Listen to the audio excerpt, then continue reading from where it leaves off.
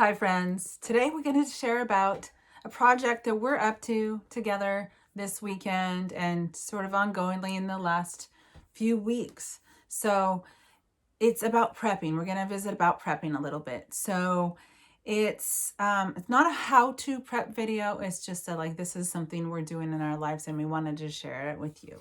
Hopefully it'll inspire you and let us know what you think. We're Rebecca and Brad, partners in love and friends first. We've been married for 18 years and we've decided to break things up. Join us to hear some honest conversation about being our true selves in relationship in the big and small moments so we can all create great relationships together. So, like she mentioned, we wanted to talk about prepping. It's something that's been on our mind that we've been working on. And the first thing I want to say about it is prepping, being prepared, having food stored up and supplies and all that kind of stuff. It's really gotten lumped into the tinfoil hat wearing conspiracy theory crowd. But the truth is that if you think about it, throughout the vast majority of human history, having food stored up was actually not just a good idea, it was required for survival.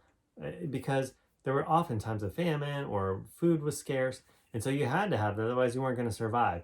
And so to think of prepping now as something that only, tinfoil hat wearers or, conspiracy theorists or whatever are doing is kind of like a little backwards in the sense that, you must have an incredible amount of confidence in the fragile economic system and food supply chain to think that all you need is a day or two worth of food, which I've read is the average American has a day and a half worth of food stored in their house.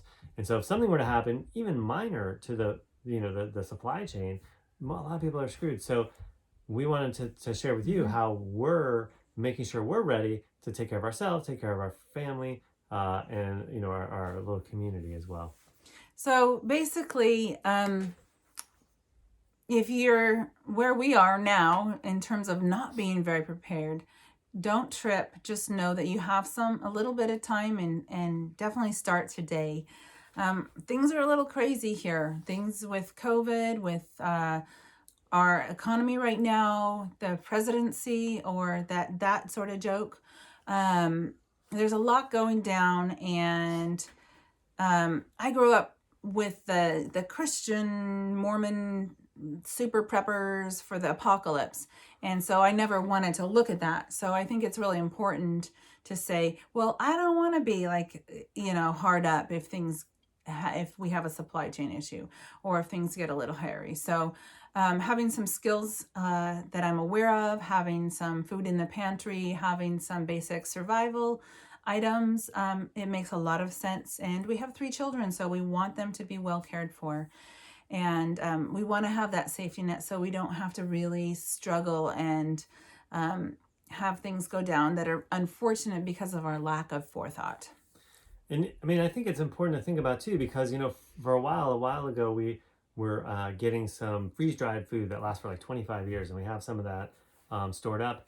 But, and that's really great if it is this cataclysmic scenario where there's nothing available and, you have to survive because there's no power, no water, no all that kind of stuff, which could happen. But, there's also the reality of what could happen is there might be a period of time where because of, COVID, the economy, civil unrest, whatever, that things get interrupted. The supply chain gets interrupted. There was a trucker strike over on the East Coast, and that interrupted the supply chains.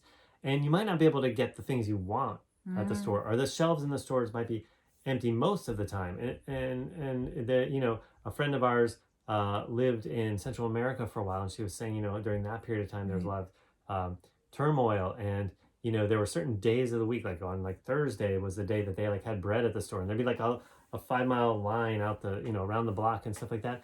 And that could happen. To think that is just never going to happen is very short-sighted in terms of historically. So it makes a lot of sense to have the things that will help you take care of yourself, your family, and be well set up, prepared, and ready, so you don't have to be doing that. So anyways, have a plan. Learn about what you want to do, and learn about some skills that will be helpful. And let's get on it, and share with your loved ones too, because it would be really tough to see your loved ones not have what they need when the time comes as well.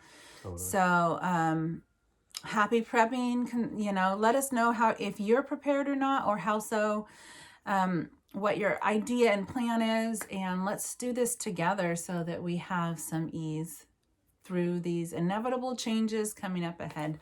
We're going to put some links yeah. down below of some of the resources we've run into, because we're kind of new at it. Yeah. So we've been watching some videos and looking at some different stuff.